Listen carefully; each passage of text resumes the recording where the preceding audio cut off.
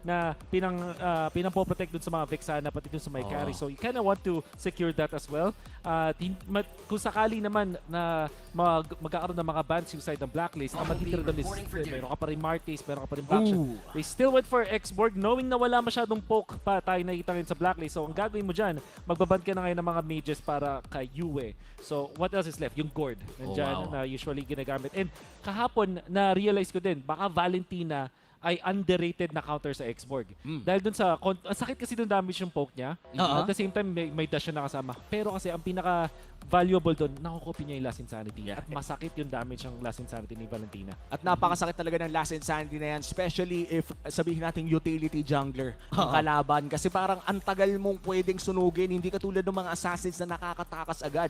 But then again, no, we have the Rafaela providing a lot of movement speed for this movement speed-centric lineup at tatanggalin na nga rin nila ang Lilia. Yeah, gets mo rin kasi mabilis na pambasag talaga ng Firaga armor yung Lilia, no? Pero Kaja ang aalisin dito. Available pa actually yung Ruby, So, let's see kung pwedeng kumuha dito ng Ruby ang TNC. Yeah. Kasi flex pa rin naman yun Yeah, it's still a flex hero. Pero tingin ko, baka kunin na nila dito is yung kanilang jungler. And then, or like I said, yung Minotaur na pwedeng i-last pick din para kay Mr. Super Yoshi. Yeah. This time, napapaisip ako kung magbaban ka ba dito ng Gord para sa TNC or ibaban mo na lang yung Claude kasi parang ito na yung sagot dun sa export mismo, pati dun sa may carry. Yun yung parang panapat talaga. At parang mapipilitan na rin mag-Bruno kung sakali. It's either going to be the Bruno or the Claude. Honestly, konti na lang pagpipilian. Pati Brody, nandyan din naman. Yeah. Wow. Pero let's see kung ano ang tatanggalin dito ng Blacklist International. Pwedeng magtanggal na nga. Actually, Minotaur ang nakikita ko dito na pwedeng Grok. alisin. Minotaur o kaya Grok ang usually ginagamit dito. Or maybe they will consider yung Barats. Ang sakit nga naman kaharapin yung Barats plus X-Borg. Parang di mo alam, wala kang staying power dun sa harap. Kahit meron kang Rafaela, kakapusin ka sa dulo. But then again, I think yung Minotaur talaga yung nagme-make sense na i-ban out dito mula sa Blacklist. Minotaur ban nga ba ang lalabas para sa Blacklist International? When we look at Vexana compositions, no, talagang reliant siya sa mga dalawang tank o kumbaga yung mga double tank para may dumagdag sa kanyang EG Boy. And shoutout sa ating mga fans dyan na nag-e-enjoy dito. No? Comment nyo na kung kaya nyo tapatan yung mga fans natin dyan. Alright, TNC, available ang Minotaur, available ang Grok. Kapag Rafaela yung katapat, gusto mo nang may mga nangaharap din talaga para tangkihin yung pokes na nagagaling sa may Rafaela. So, Ay, classic of course, name. the Fredrin. Baka Fredrin Mino pa to. Tapos, grabe, ang hirap lapitan ng Vexana niyan. Oo, ang dami mong pang zone no? Tsaka yung crowd control din kasi, no? I-expect mo talaga sa isang Fredrin. And magigets mo rin yung ginagawa ng TNC dito. Kailangan nila ng frontline na haharap doon sa CC, haharap doon sa Baksha. Yung kahit magtitigan sila, kahit lapitan sila, okay lang So, merong natitirang Gord. I think yung Bruno available para sa Blacklist. Hindi ako magulat kung bigla sila mag-double sustain. Parang Faramix o kaya Angela doon sa kanilang mid lane. Dahil doon sa pagkamuha sila either Bruno o kaya nung Claude, diba? Parang yung dalawang heroes. Claude, Angela yung pang finish nila dito. Napakasakit. Ang hirap abutin para sa TNC. Baka kapusin yung damage ng carry. That might be an option here for Blacklist. And siguro naman hindi na magdo-double fighter, no? O hindi natin alam, hindi natin sure. Open pang Ruby. Pero yun na nga, pangtunaw ang kinuha ng Blacklist International. The Claude and the Gord locked in. Mukhang ang front lang talaga nila dito yung Baksha. Yeah. Okay. Tsaka may kita mo na ito talaga usually na pinansasagot, di ba, sa mga Baksha, sa mga Barat, sa mga Fredrin, itong Gord na to. Yep. Nakaligtaan na ng TNC to. Yep. I think yung pinakamaganda dito is either Grok o kaya Minotaur na para sa TNC. Yung Minotaur, syempre, ang merit niyan, merong Claude na constant yung damage. So parang masusulit mo yung enrage na state mo. And then, kung Grok naman, meron kang pang-cancel dun sa Claude kung sakali. At syempre, pang-tanke, pang-check kung nasan yung Gord tsaka itong Rafaela. So, I think both heroes are valid para sa TNC. And let's see if they're gonna take it. Meron pang Ruby Roam option kung sakaling yun ang gusto nilang kunin. Ang daming pwedeng kunin ng TNC Pro Team pero ang kanilang pipiliin ay Ruby Roam para sa kanilang post 5 in this game. Looking at the overall compositions, Wolves, sa tingin mo ba, sino ba ang lamang in the early game? Mahirap. Mukhang early game dito ay ilalagay ko pa rin dun sa may Rafaela. Oo. Rafaela tapos Baksha, sobrang bilis. Oo. Speed talaga. Woo! Talagang pwede nilang araruin yung TNC doon and mahahabol nila si Vexana doon sa may likuran with the access ng Baksha. So, I think early game para sa Blacklist. Grabe, para sa Blacklist din ang ating audience prediction. Kung may mga prediction din kayo dyan, make sure to comment them or share mo sa tropa mo. Literal, kung katabi mo yung tropa mo, yung bulong mo, sabihin mo, Tol, Tol. Blacklist TNC ako ngayon eh. Ay, Mga ganun, no? Oo. Ikaw, bulong mo, saan ka sa akin, Tol? Ewan ko, basta kung sino manalo dito. Kung Ah, sino eh, maka 2-0. Kung sino maka 2-0. Okay. Kung sino manalo game 1? Kung sino man ng game 1. Okay. Ganyan yung mga mapapaisip ka na lang kung nanonood ba talaga yung tropa mo o nagbabasa na lang. Pero at this point, magsisimula na ang game 1 of the best of 3 series between TNC Pro Team and Blacklist International. This is the battle between the 6th and 8th seed inside this league right now. Yeah, very interesting kasi bihira na lang natin nakikita itong Fredrin tsaka Baksha na magkakatapat. Kasi usually kapag may Baksha, magtatanggal ng Fredrin. Pag may Fredrin, magtatanggal ng Baksha. So ngayon lang uli natin makikita to. Lalo't Sensui, isa rin sa mga specialty niya to. Way back nung nasa Onyx Philippines pa siya, pero ang sakit. Grabe yung poke.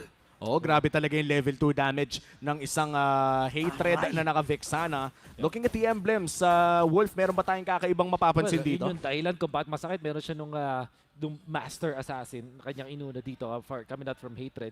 But technically speaking, wala namang masyadong naiba dun sa mga teams natin na kami napagpili. Thinking about like dun sa may X-board na parang iba rin. Nagano rin siya dito, Tank Emblem X-board yung pinili niya. And yung X-board ngayon, no, talagang masasabi kong napakahirap tapatan both in the XP and jungle role. Kaya naman parang if you're running the CC na consistent lang ang damage, medyo mahirap tanggalan ng Firaga Armor. Yeah, and kaya nga kumuha na rin lang siya ng Vengeance dito para pwede siya makipagsabayan. And kapansin-pansin din na dalawang Purify para sa Blacklist International. Talagang respeto para sa mga crowd controls na meron dito ang TNC. At parang hindi mabagal ang laro dito Oo, wala pa masyadong aksyon around the map. Pero panigurado, no, sa ating first turtle ay maglalaban din. Dalawang kupunan na to. Blacklist International ngayon ay lamang by 400 pero patalon-talon lang ang magiging gold lead natin dito hanggat may mangyaring malupit na mga laban. Yeah. Maganda dito, binibigyan nila yung pulot na EXP. Ay, Oray ko yung poke. And dun din yung pagbawi ni Yue. Mabilis na T-Wave. Level 4 na parehas yung ating mga mid laners. Senzui gugulong-gulong. Pero Turtle na ata ang kanilang magiging next sa target dito. Sinimula na nga ito ni Sensui. Paano nga ba naman makaka-Lord sa makaka-Turtle steal kung ikaw yung magsisimula? Pero naandyan na nga rin si Ryzen. Half HP on this Turtle at si Hits na zone out si Yue, men. Naku, medyo malalim ata na ilapag na Eternal Guard. Pero Sensui pa rin ang makakakuha ng unang Turtle ng ating game. Pero si Edward na magiging kabayaran doon sa nangyaring laban na yun. First blood para sa Turtle. Kapag ganun ang trade, sino nga ba ang nakakalamang? I think para sa akin yung nakakuha ng first blood kasi mayroon sila ng EXP. Honestly, yung first turtle kasi hindi naman ganun din kalaki yung bigay nun na golden EXP. Kaso, ang maganda dito, parte doon si Sensui nung pare sa turtle kill, pati nung fight na afterwards. So parang ang taas ng level niya ngayon. So, hindi siya dahil dun sa training nangyari, but I think Sensui yung mas masaya dun sa nangyari. Kasi magle-level 6 na siya agad. And slight lead here para kay Oheb. 150 lamang. Pero mukhang uunahin niya yung corrosion sight on this Claude para sa dagdag na slow na manggagaling sa Blacklist International. Parang medyo malagkit pala yung composition nila dito. No? Oo nga, no? Malagkit. Kasama pa yung Tordes Puissance mula dito kay Sensui. Pero ngayon, nandun na naman yung mga projectile mula dito kay Yue. Ang bagal talaga, nakakapagtaka kasi Baksha to eh. Oo, parang alam natin kung pagka Baksha comps, usually balagbagan Parehas ba yung simula? Pero ito medyo bagal. Yun yung ba na sinimula nila. Well, kasi dito, naka-Claude ang side ng Blacklist International. In fact, nakapag-double lane na si Oheb. So, binibigay talaga lahat para kay dito Mr. Oheb. Hindi siya yung yung no boots strat doon sa kanyang Claude. Actually, inuna niya yung kanyang boots dito. Kaya naman naka-corrosion na si Nomad. Pero technically speaking, mas mayaman pa rin talaga si Oheb. Doon sa double lane niya tapos yung first turtle. Tsaka grabe din talaga yung pagpapabagal ng Blacklist International sa laro dahil nga sa Claude na nabanggit mo. Aware sila sa kanilang power spike at napaka-importante nun for Blacklist International. Meanwhile, for TNC Pro Team, would you say na nasa kanila ang pressure para pabilisin ang ating laro? Nasasabi natin yan! Oo. Pero, Answer is yes. wow! Answer is yes. Minadali ka agad. Bagsak si Yui doon. Oo. Binigla na lang in TNC now with their second kill. It's a 4v5 scenario on the second turtle take. Ilalaban kaya ng Blacklist to? Let's see. Okay, BMI out. Andito si Heads at si Super Yoshi. Inaano nila binibigay nila yung katawan nila doon kay Kimpoy at Sensui at libreng pagong para sa TNC Pro Team. Next pa ata itong purple, ha? Wow, ilalaban pa ata nila to. May retribution pa si Ryzen. Sino kaya makakuha nito? Nice stun coming in from Kimpoy. Okay, Pero tumama then, yun. Oy, Ryzen dito ay aalis. Nandun yung light of retribution. Yung mga projectile ay binabato ni Yue pero hindi pa ganun kasakit eh. And wala pang sapat na damage ang Blacklist International para ma-take down itong si Ryzen at si Super Yoshi. TNC with a good gold lead. Papunta na ng 1,000. How do you think Blacklist could respond to this? Well, they can utilize yung kanilang gourd eventually. So far, hindi pa natin. Pati si CC, di pa rin lumawapalag. Naku, speak of CC, CC dito si Sensui! Walang Wow. galawan, walang gulungan na nun, men. Oo. Unang abante mo pa lang, nabunggo ka na. Yeah. Yun yung ginagawa no kapag merong back siya, no, sinasalubong lang Oo. talaga kagad. Pero ngayon, dito sa may bandang ibaba, Edward. Okay, so disengage muna. Hindi pa nagagamit yung mga Purify dito ni Oheb at Kempoy. Pero retry gagamitin ni Ryzen. Apak ng Cyclone Eye muna si Super Yoshi. Ngayon, nandun yung mga heal. Wow! Habang may paghatak din, Oheb down to 50% yung kanyang health doon. Pero ang ganda ng zone na pinapamala sa TNC. Sensui habol na rin para mapigilan yung potential na pag-takedown ng Torre dun sa may bandang itaas. And TNC, ganda ng pinapakita. Yeah, 6 minutes pa lang ay nahuhold pa rin ng TNC Pro Team ang lead. And usually, no, sa mga pinapanood nating laro, especially in Week 1, ay medyo nahihirapan ang TNC in the early game. Pero ibahin mo, medyo ito na ata yung secret sauce na si Super Yoshi. Yeah, so far, yung 3 kills, ng TNC ay nandoon si Super Yoshi. At sobrang crucial na nasa gitna din na nakuha nilang pitas para eventually secure second turtle. Pero third turtle, yun pa rin yung pinaka-importante dito. Hindi naman din sila lamang na lamang, in fact, versus Blacklist, kahit may 3 kills sila. It's just a 300 gold lead para sa Phoenix Army. Pero patuloy pa rin ang pag-invade nila sa loob ng jungle ng Blacklist International. Pero mukhang turtle na ang kanilang punterya. TNC Pro Team mauuna sa pwesto around that turtle area. Pero nandyan si SN, nahuli siya! Hahatakin kagad na din yung nakamula sa Eternal Guard habang sasaloy ni Mystic Kush. Napakakunat ni Ryzen dito. Mapapatumba kagad itong si Edward. Next na ata nila itong turtle pero dun sa may bandang itaas. No, Flicker. na gamit ng ating niya si Sui. Sasalubong yung Super Yoshi dito. Nandun yung Don't Want Wolf King. Nababad na rin sa Tornado Puissance. Heads dito, bibitawan ni Heads. Losin sa Kimpoy! Pagsak si Kimpoy sa kamay ni Head Flicker. Gagamitin din. And 4-0 na in favor of TNC. Mainit na simula para sa TNC Pro Team. Mukhang naging effective yung pagpapabilis nila ng pace. Exactly. Lalong na nung nahanap nila na si Sensui gusto mag-invade dun sa orange buff. Actually, sisilip lang siya dun. Nakita siya ng isang marksman. Naturally talagang i-go mo yun. Ang nangyari nga lang, dahil nakapag-flicker dun si Nomad at medyo na-bait pa niya si Sensui, nakahanap pa ng additional na punish doon si Heads. Hindi man namatay si Sensui. After that, nayari naman yung kanilang roamer. Tapos, libreng turtle yon para sa side ng TNC. Good macro overall for TNC. Big rotation mula sa dalawang kupunan dito in the gold lane. Pero mukhang magbaback off muna ang parehas. TNC Pro Team, almost 2K gold lead here, 8 minutes in. Matagal-tagal pa naman bago ang ating first Lord. Ano bang pwede nating abangan before that 1 minute strikes? I think kailangan nilang bumawi dito in terms of kill. Kasi kahit isa lang, kahit isa, dalawang pitas lang. Pero kasi hindi nahahayaan ng TNC yan. Alam namin na may hawak kami ng lead.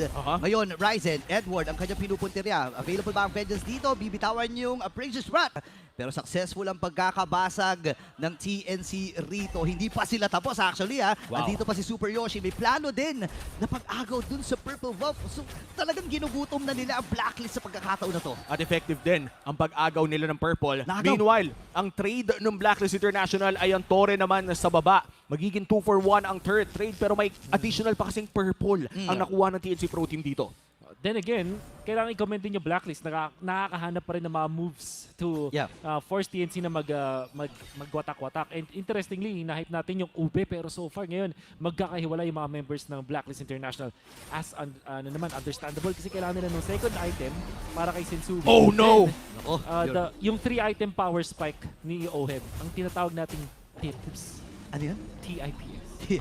Ano yun? Third item power source. Yung pala yun. Tips. Akala ko 10 tips eh. May bago ko natutunan ah. May bago na naman akong tutunan. Pero ito na ata ang third item power spike para kay Oheb.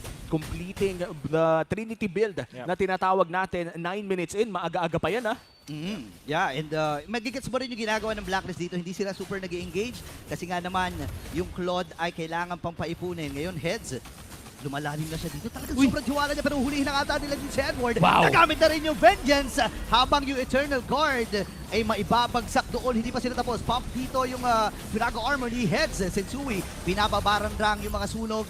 Ryzen, tutuloy lang muna siya doon sa unang Lord ng ating game. And magiging libre ata to ha. Libre. Hindi na nga libre. makakapasok pa. Pero Heads, Oy. delikado na ang kanyang buhay. Here comes Oheb! Ay! Nakakuha dito si Oib ng isa. Pero makakaalis na rin at makakaalpas dito ang TNC Pro Team. 2.5k gold lead para sa kanila. I would say maganda yung nagkuha doon ni Oy because it's a shutdown. Yeah. So, ngayon, in fact, sobrang laki nung lamang niya bigla doon sa kanyang katapat. Almost 1,000 or more than 1,000 na gold. However, yung kanyang mga teammates, yun yung medyo tagilid. So, for Protect 1 na talaga ang Blacklist International niya, nilalagay na nila lahat ng investment kay Mr. Oheb. Habang ang TNC, good economy overall at good control nung kanilang aggression dun sa early game. Sinabi natin na dapat lamang ang early game ng Blacklist International pero tama yung mga moves na ginawa dito ni Yoshi. So far ay parte ng 5 sa 6 na kills na meron ang TNC. And look at this, a 4-man rotation coming in from TNC Pro Team. Bot lane ang magiging focus nila habang busy ang Blacklist sa Lord doon sa itaas. Pero Sensui naghahanap ng pwedeng mabiktima. Pero mukhang is-zone out ito ni Heads habang nagpupush pa rin sila sa baba. Grabe naman yung cross-map play nila doon. Yeah. And makikita natin na si Heads dito, lagi siyang nakadikit sa kahit sinong miyembro ng Blacklist International. And alam natin, hindi mo pwedeng babaran yung mga sunog-sunog niya ni Heads eh. Oo. Lalo't true damage yan. So, wala nang sasakit sa true. Wala nang sasakit sa truth totoo hurts. pa. The truth hurts. Ayan na nga. At ang masama pa dyan ay kapag binabaran mo ay mas tumataas pa ang kanyang damage. Kaya naman hirap na hirap ang ating mga tanks mula sa Blacklist International na tumapat dito kay Heads na sinabi mo na rin, Wolf, around 90% kill participation in this 12-minute game.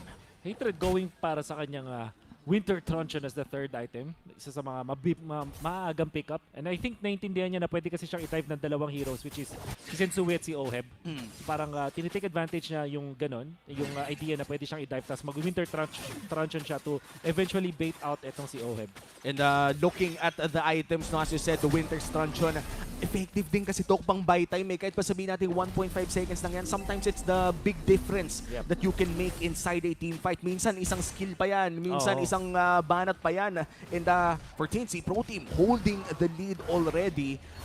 Do we see a big shift in power spike considering na may pera na nga si Oheb? I would say yes. Tama ka doon. Lalo na may wind of nature na siya. So tingin ko, to answer your question very quickly, yes, meron tayong shift in power spike. For sure, kahit lamang dito yung side ng TNC, masakit to yung DPS ng side ng Blacklist. So kailangan talagang huliin ng TNC Pro Team dito si Oheb. Yeah. But with the Purify at pati na rin yung nature ng isang Claude, parang napakahirap manghuli ng ganito eh. Yun nga eh. Tapos naka-Wind of Nature na rin si Nomad. So, lalong hihirap yung parte ng Blacklist International. Pero hindi pa imposible. Kasi isang setup lang na maganda, isang huli lang, maaaring mabalik na dito ng Blacklist International. Kimpoy, check naman siya ng bush dito. At least kahit paano alam nila kung saan manggagaling ang TNC. Iba-burst yata nila. Iba-burst nila, mga madaliin nila. Oheb ay nandito. Nabitawan na rin yung curtain call.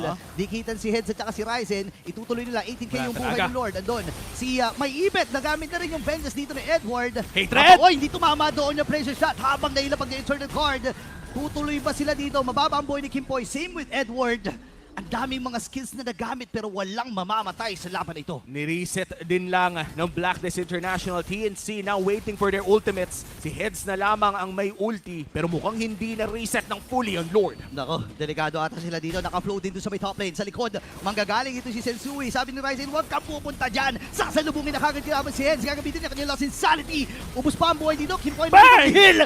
Si Yui makakapatay. Ryzen, ang magwawagi sa Lord fight na yun. Oh, wow. Isang malaking statement mula kay Ryzen against the Lord Steel leader inside the league. And this is because lamang ng level din si Ryzen at maganda yung pagkakastan at pagkakababado ni Super Yoshi. Medyo sacrificial yung play na ginawa niya doon. Eventually napatumba niya yung nakuha nila yung retribution.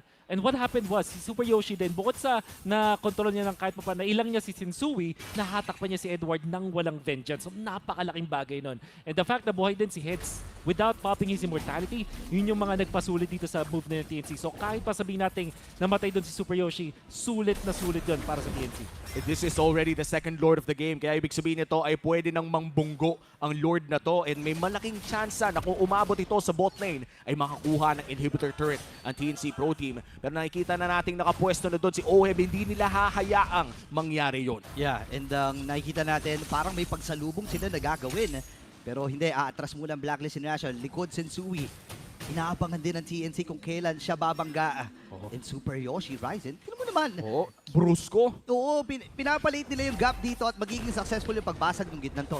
And ang gusto ko dito yung positioning ni Ryzen. No? Tignan mo kung gaano siya Lalo, kaabante grabe. para lang bigyan ng spasyo ang kanyang team at mukhang makakaabot pa nga doon sa baba. And this time around, Super Yoshi! Tatlo yung nahuli dito. Nomad, free hit sa may bandang likuran. Pero si Oy makakuha ng isa dahil na pag-turn guard. Pero hindi sapat yung para makabawi dito ang Ryzen? TNC. Kaya lang, mapapalalim ba? Nabangga pero makakataka si Ryzen. Doon sa plano ng Blacklist International, isa lang ang mamamatay sa naging team fight. At successful din ang depensa ng Blacklist doon by defending their inhibitor turret sa baba. Nakakagulat na hindi ko sure kung may flicker ba si Super Yoshi noong time na yun, pero parang hindi nga nagamit. Yeah. Which is weird kasi parang imagine kung nahatak niya yung dalawang heroes na yun outside ng range ng Torre, things will be different. So siguro hindi pa din yung ganun yung pangyayari. Unfortunately para sa side ng TNC, kahit ba second lord yun, wala sila makukuha inhibitor turrets. At you don't want that to happen. Papunta na tayo dito sa late game kung saan masakit yung Claude at saka itong Gord. Hindi na pwedeng basta-basta itangkin. At lalo na kapag nag-initiate kasi Super Yoshi at si Ryzen, merong pang punish doon si Yuve. Oo, tsaka ito na yung parang nag-glow up na eh.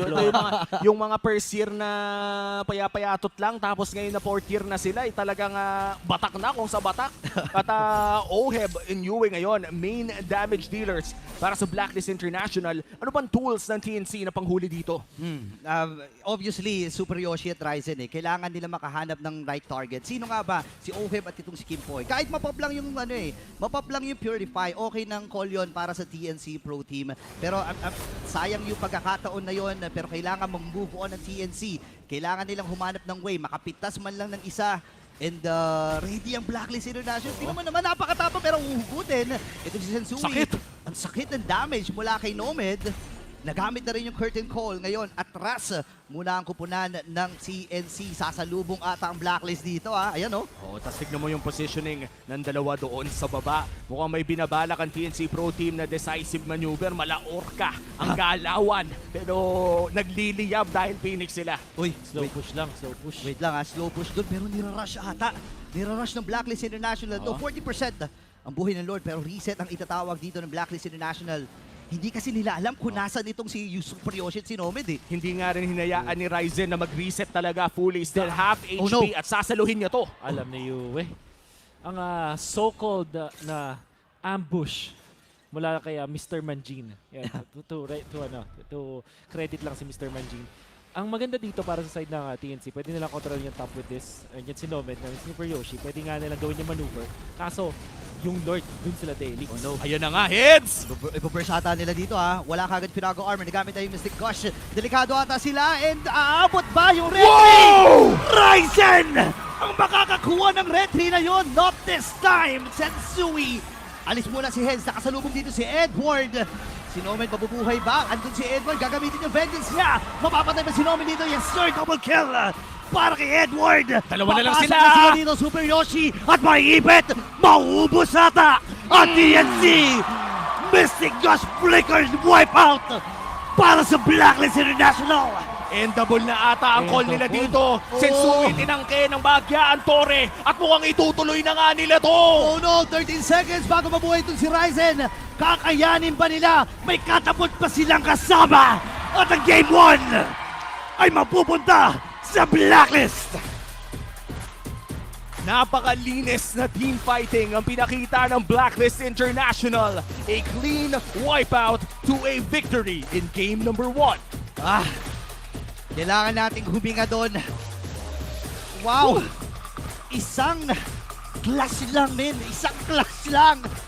Isa lang ang kinailangan and sadly for TNC,